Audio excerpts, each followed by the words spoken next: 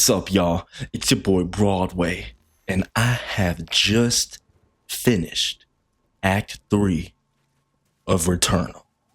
I can start my analysis on what I think is the best exclusive of this generation, and I can be done with it. Another game in the backlog complete. But then, little did I know, the Tower of Sisyphus called to me. And the thing about the Tower of Sisyphus is this is my first time playing Returnal, and I'm jumping in late. All right. So it was already in the game. And luckily I had the intuition to not touch the tower until I beat the game. Didn't even know there was a story expansion. I thought the Tower of Sisyphus was just a challenge tower. Something to express my skill and compete with other players in the world and try to set up things up on the leaderboard. But then come to find out, it's a complete story expansion wrapping up Celine's arc. And you know what? It was 12 o'clock midnight when I beat Act 3 and rolled credits. And then it was about what I do. I entered the Tower of Sisyphus. And then it was 3:30 the next time I looked at the clock. So, it's going to be a minute before I get to my analysis of Returnal. But I needed to talk about something. So let's all sit back, relax, smoke 'em if you got 'em, and let's dive into the deepest of the deep of the developer, Housemarque. To my ignorance, Housemarque has been around making games since 1993. And originally they were under the name of Bloodhouse, but they merged with another team called Terramarque in 1993 as well to become the studio that we know today as Housemarque. So they've been around for over 30 years. Some of the core developers are still there, I believe, like directors, creative designers, and all that. And, of course, they've grown over the years. Their very first game is Stardust. And Stardust is an asteroids-inspired shoot-'em-up that released for the Amiga in 1993. And if I remember correctly, if I'm not mistaken, the Amiga was another type of an Atari, essentially, like another version of Atari, and I believe. So it released on that. And it was 30 levels of bullet hell action that many felt evolved the genre and what it was during that time. And though you can't point to Stardust and see any influence on Returnal on the surface, this is where it all began. The philosophy of ease of use for the player, whether that be in gameplay or the accessibility of the menus. And this has been the bones of Housemarque game design for over 30 years. And they would hop from publisher to publisher before settling in with Sony officially in 2013 for Resogun. And one of these games we'll talk about later on in the video. But for now, why don't we start with the first bit of known inspiration you can look at and see with Outlands.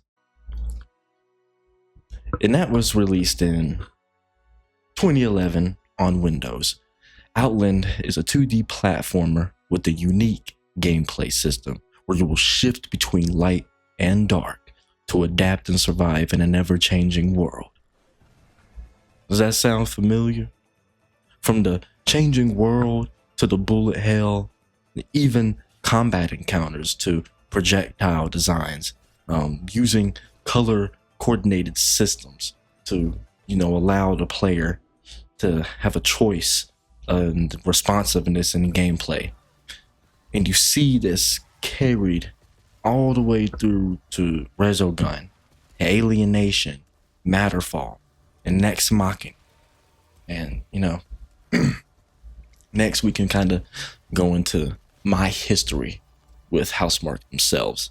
And my history starts with Returnal. Again, to my ignorance, I thought Returnal was Housemarque's first game. Okay, now you got to give me some credit. My gaming history involves Call of Duty, Halo, Gears of War, God of War, SOCOM, Lost Planet, Dead Space. My point is, I had a very specific outlook and want from games when I was younger. And then in my adult life, I just didn't own a PS4. So I didn't know Housemarque really even existed at all, honestly. I thought there was some new studio coming out with a brand new IP that Sony decided to back out of the blue because they saw some talent. And can you blame me, right? With Lies of P to Black Myth Wukong, these studios that were either developing mobile games or just making their very first game with Black Myth. I thought that's what Housemarque was, but come to find out, because of my linear perspective of gaming when I was younger, I just had no idea of their existence. And so you add that along to the fact that I wasn't in here on the PS4, then I didn't know, because these guys have 4 games that released on the PS4 generation. And so some of these are getting added to the back catalog. I've played 2 of these games for the video that you're watching here for some B-roll, and we'll get into it. But after I've played Alienation and I've played Matterfall, even more things in Returnal make sense. Especially Alienation, it's got the quick reload, same exact way, just like Returnal. It's a different button, feels a bit weird, but even just little things like that. Just, again, the bullet hell. Just a projectile design. Like, even some of the things that the aliens, the Xenos, were shooting in Alienation, they look like some of the malformed projectiles that some of the Abyssal Scar enemies throw at you later on in Returnal. So there's just so much, not just in system design and level design, gameplay. It's just even in the small things when it comes to just actual designs for projectiles, weapons, calling the aliens Xenos. It's a whole thing, and it's a culmination of everything they learned from the last 30 years put into, in my opinion, what is a modern masterpiece. And what is the real world lesson in all of this? There is no overnight success. There is no amount of luck or lightning in a bottle that can derail passion in 30 years of uncompromised talent and vision. Long nights of unforgiving work, uncertainty, and it all leads to this. That is what brings success in a project like Returnal. It's kind of funny. Housemarque and Arrowhead kind of have something in common when it comes to being under the Sony umbrella. They were both kind of minding their own, making their isometric or 2D games. And then Sony later on was like, you know what? Why don't we just give you guys a shit ton of money, and then you take what you've been doing and you put it in a AAA 3D third-person like shooter space. And Housemarque and Arrowhead came through with shining colors with Returnal and Helldivers 2. So just that in itself, I think it's really funny. That little tangent over. After looking into the history of Housemarque, putting over 40 hours into Returnal, and having played a little bit of Alienation and a little bit of Matterfall, and seeing how this all makes sense. And I haven't played Soros yet, so I can only assume that the greatness only continues there onto that project, seeing as it's really carrying on gameplay designs and, just so much from Returnal. It's a spiritual successor in a way, spiritual sequel, whatever you want to call it. But so what is next for the future of Housemarque? Well, I think after the eventual DLC for Sorrows comes along, whether that's another Tower of Sisyphus in the mix of a story expansion, or just an expansion for the story in general, what do I want to see from Housemarque later on? And I think I mentioned a game earlier that I was gonna bring back in, and they released it in 2010 on the PS3 called Dead Nation, and it's an isometric zombie shooter. And I could totally understand why Sony and maybe even Housemarque would want to do something original with Returnal when it comes to releasing a title on the PS5, like a next gen experience. The zombie market at this point, or at that point when Returnal did release, was very oversaturated. And I think a lot of people maybe still would say that. I don't think Sony wanted, quote unquote, another, Days Gone under their belt. But after playing Returnal, playing Alienation specifically, and then just experiencing the greatness of Returnal and seeing what Sorrows is before I even play it, I would love for them to bring Dead Nation back, and specifically taking from Alienation, making it a 4-player co-op, third-person zombie shooter that's kind of akin to like Left 4 Dead, but bring the storytelling elements and the world building from Returnal. I think that's one of the best things about that game for me is the story. Not even the story itself, but it's just the way it's told, man. And I would love to see Housemarque create a modern day zombie shooter, specifically 4-player co-op. But I would ask you, like, 4-player co-op like Left 4 Dead, but do optimize it for single players like Valve did. If I want to play it by myself, I should be able to. But just look at the shit that I'm about to throw on screen, y'all. Just the concept art for some of these zombies that they had in the game. I can completely see, this dude right here with the blade throwing malignant projectiles that get thrown at you, and the Sorrows, what is the corruption that other enemies they get corrupted with throughout the game. I can totally see, them throwing, like, zombies throwing infected blood orbs. And that would be cool as hell. I don't think we've ever had like a zombie bullet hell game. And I think it's been some years. The zombie market has kind of eased up. There's not a lot flooding it right now. And I think to get a zombie game from Housemarque, after everything they've done with Returnal and Sorrows, seeing those systems and the storytelling designs brought into a game like Dead Nation, I think that shit would just blow shit out the water, man.